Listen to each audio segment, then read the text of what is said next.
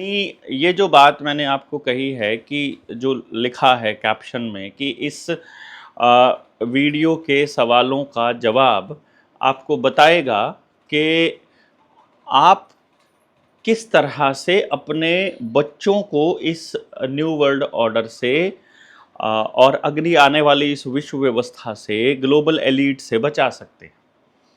अब इससे बचाने के लिए पहले तो आपको ये समझ में आना चाहिए कि आप उनके हिसाब से काम कैसे करते हो, क्योंकि आपको पता ही नहीं होता कि आप उनके हिसाब से काम कर रहे हो। तो इसमें जो हम अपनी वीडियोस में, ट्रेनिंग्स में डिटेल में आपको बताते रहते हैं, और ट्रेनिंग्स का पर्पस होता है कि जितने भी लोग ट्रेनिंग में आते हैं वो एक तो एक दूसरे से मिल लें, अपना जो भी उनका साथ में सामूहिक तरीके से काम करना संभव होता है उन लोगों को साथ लेके वो आगे बढ़ें। क्योंकि देखिए, एक व्यक्ति समाधान नहीं दे सकता है। तो हम आपको अगर ये डाउट हो या आपको ये लगता हो कि देवेंद्र बलारा या उनकी टीम या जनता सरकार मोर्चा समाधान देगा, ये नहीं इशू होता है। कोई व्यक्ति पूर्ण समाधान नहीं दे सकता है। जितना हमको पता है हम उतना ही आपको बता पाएंगे और उसी के हिसाब से आगे चर्चा कर पाएंगे। तो आप जो हमने आपको बताया है उसके हिसाब से आप तय करेंगे कि भविष्य में आप अपने बच्चों के लिए किस तरह का माहौल तैयार करना चाहते हैं। ये तो आप ही को तय करना पड़ेगा। तो अलग अलग जगह से जब आपको मिलवा देते हैं तो आप लोगों में जागरूकता फैलाइए, फिर अपनी बातों को, जो हमारी बातें हैं उसमें से जो जो बातें आपको ठीक लगती हैं वो आप दूसरे लोगों तक पहुंचाइए, और फिर इस तरह से एक नेटवर्क तैयार होगा जो आपका अपना नेटवर्क होगा, ना कि हमारा नेटवर्क। ये बात हम आपको शुरू से बताते आ रहे हैं। तो अपनी ट्रेनिंग्स में हमने आपको एक चीज़ बताई थी कि इनका जो सबसे बड़ा खेल है और इनका जो सबसे बड़ा षड्यंत्र है वो चलता है शहर से।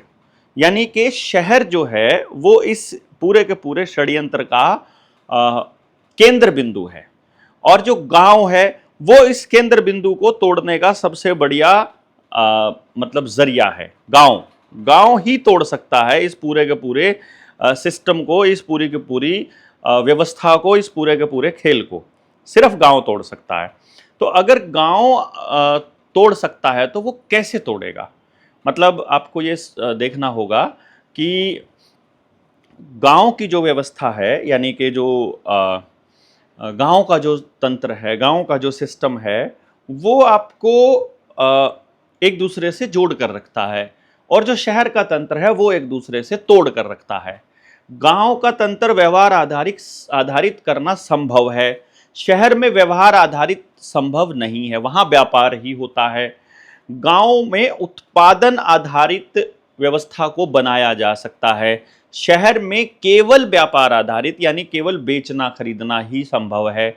यानी कि शहर है व्यापार का केंद्र और गांव है व्यवहार का केंद्र।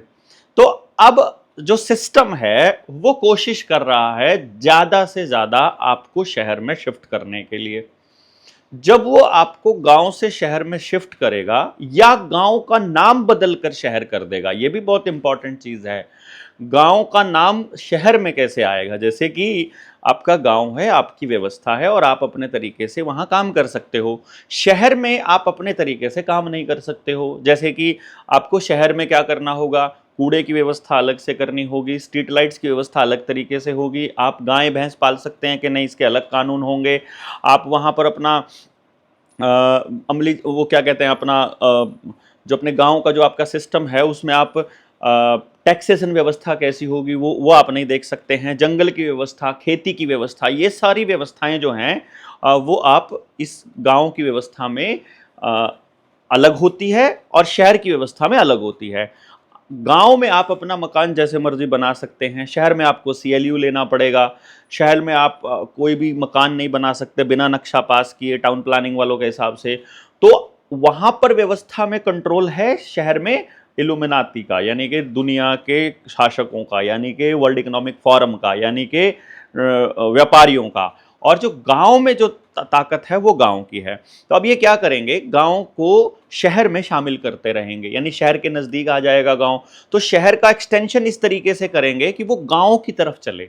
आप ये ध्यान दीजिएगा, सड़कों के तरफ चलते चलते वो जमीनों को हथियाते रहेंगे, तो थोड़े टाइम के बाद नहर में कोई एरिया आ जाएगा, थोड़े टाइम के बाद कोई बड़े एलिवेटेड रोड में आ जाएगा, फिर कोई फैक्ट्री में आ जाएगा, म्यूनिसिपल कॉरपोरेशन में आ जाएगा, या किसी भी तरह से वो शहर में आ जाएगा कि इसके 5 किलोमीटर के दायरे में तुम रजिस्ट्री नहीं कर सकते, इसके 5 किलोमीटर के दायरे में तुम खेती नहीं कर सकते, तुम इसमें CLU नहीं कर सकते, तुम इसमें रजिस्ट्रियां या दूसरे काम नहीं, व्यापारिक काम नहीं कर सकते। इस तरह के नियम कायदे कानून आ जाएंगे, क्योंकि अब वो म्यूनिसिपल कॉरपोरेशन में आ गया। तो शहर का एक्सटेंशन करते रहेंगे, उधर से सड़कों के आसपास का दायरा वो होगा, फिर गांव के आसपास कोई ना कोई टाउनशिप बना देंगे, और इस तरह से वो टाउनशिप में आ जाएगा, यानी शहर में आ जाएगा, और गांव की जो अपनी इंडिपेंडेंट व्यवस्था है उसको तोड़ देगा। जैसे ये जींद में IMT वाला पॉइंट है, गुड़गांव का जो हालत है, ये भी इसी चीज का हिस्सा है कि किसी तरह से गांव अपनी स्वायत्ता को छोड़कर, अपनी एकाधिकार को छोड़कर वो सिस्टम के अंडर आ जाए। तो अब इसका मतलब ये हुआ कि पढ़ने के लिए भी आपको शहर भेज रहे हैं वो, इलाज के लिए भी शहर भेज रहे हैं वो, आपको नौकरी के लिए भी शहर भेज रहे हैं, दुकानदारी के लिए भी शहर भेज रहे हैं, बिजनेस के लिए भी शहर भेज रहे हैं, और कोई भी काम है उस मैकेनिक बनना है तो भी शहर भेज रहे हैं, और आप PG में रहो, आप हॉस्टल में रहो, आप डेली अप डाउन करो, आप कुछ भी करो, आपको शहर में भेज रहे हैं। यानी पर्पस क्या है उनका, मैक्सिमम आपको शहर में भेजना। अब ये जो व्यवस्था है, ये जो तरीका है इनका शहर में भेजने का, जो काम है इनका, ये अपने तरीके से ये लोग चला रहे हैं। अब अभी क्या है कि जब ये व्यवस्था इनकी काम नहीं करेगी तो फिर ये गांव को किसी और एंगल से तोड़ेंगे। तो अब आप लोगों को ये देखना है, और मुझे जो सवाल है जो आपके सामने, वो सवाल ये है कि आप अपने गांव से शहर में किस लिए जाते हो।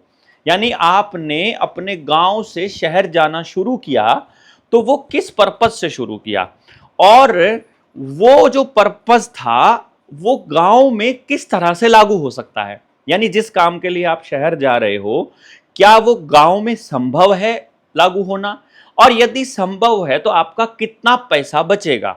एक पहला नंबर, आपका कितना पैसा बचेगा, सिर्फ आपका बचेगा या गांव के सभी लोगों का बचेगा और बहुत से लोगों का बचेगा, और अगर बचेगा तो अंदाजन कितना पैसा बचेगा। और अभी पैसा पैसा नहीं, समय भी बचेगा। तो समय और पैसा अगर दोनों बच रहे हैं तो आपकी ट्रैवलिंग भी बचेगी, तो आप बीमार होने से भी बचोगे, आप परिवार के नजदीक भी आओगे, और आप प्रकृति के करीब भी रहोगे, और आप उन मशीनों की घैं घैं, पोल्यूशन, उन सब से भी आपका पीछा छूटेगा। तो सवाल ये है कि आप क्या क्या करने के लिए शहर में जाते हो, और शहर में वो व्यवस्था उनके पास कहां से आई, क्या वो व्यवस्था गांव में लागू नहीं हो सकती, और यदि वो व्यवस्था गांव में लागू हो सकती है तो उस व्यवस्था को गांव में लागू होने से रोक कौन रहा है। उसके लिए यदि सरकार में बैठा मंत्रालय कोई फंडिंग नहीं दे रहा है तो गांव अपने लेवल पर वो फंडिंग कैसे कर सकता है, और यदि गांव उस पे काम कर सकता है तो उस व्यवस्था को होने से कौन रोक रहा है, और क्या क्या बड़ी अड़चन है उस व्यवस्था को लागू होने में, और उस अड़चन को दूर करने के लिए आप क्या प्रयास कर रहे हैं, या हमें क्या क्या प्रयास करने चाहिए। आपको कमेंट बॉक्स में ये सारे सवालों के जवाब लिखने हैं। जितने आपके जवाब होंगे, जितने ज्यादा आपके जवाब होंगे, उतना ही हमें आप तक पहुंचना, आपकी बात करना आसान हो जाएगा, क्योंकि हमें इस व्यवस्था को तोड़ना है, और इस व्यवस्था को तोड़ने का एकमात्र रास्ता समझ है, और समझ के लिए समझे हुए लोगों को आगे आना होगा, और समझे हुए लोग जो हैं वो एक दूसरे की टांग नहीं खींचा करते हैं, वो अपने काम से मतलब रखते हैं।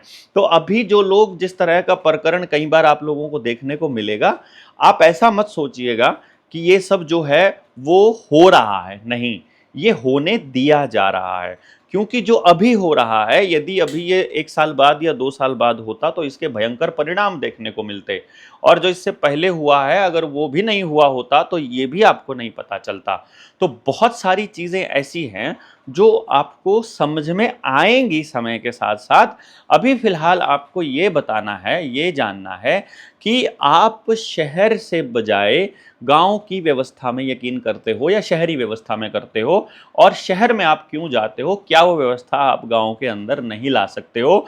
और क्या ये एक्सटेंशन जो है इनका गाँव को शहर में शामिल करना है, ये आपको उचित लगता है? टैक्सेशन प्रणाली में आप इसमें एंटर करना चाहते हैं या आप अपने बच्चों के लिए एक बेहतर भविष्य का सपना देख रहे हैं? तो आपका सपना क्या है? आप क्या चाहते हैं? कमेंट बॉक्स में आपको ज़रूर लिखना है।